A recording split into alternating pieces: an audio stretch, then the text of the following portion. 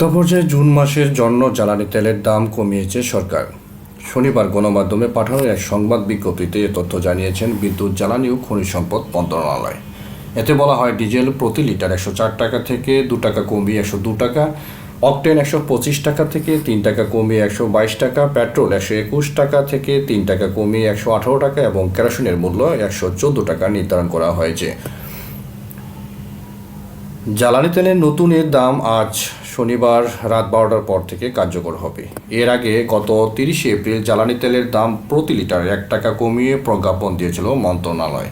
তখন থেকে ডিজেল প্রতি লিটার 104 টাকা, কেরোসিন 104 টাকা, অকটেন 125 টাকা এবং পেট্রোল 121 টাকা বিক্রি হচ্ছে।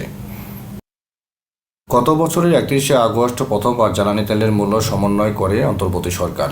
সেদিন সেপ্টেম্বর মাসের জন্য পেট্রোল ও অকটেনের দাম লিটারে 6 টাকা এবং প্রতি লিটার ডিজেল ও কেরোসিনের দাম 1 টাকা 25 পয়সা করে কমানো হয়।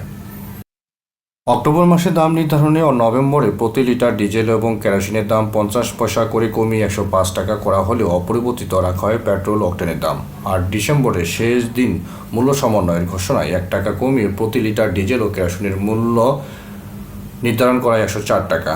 আগের মতো পেট্রোল 121 টাকা এবং অকটেন 125 টাকা রাখা হয়।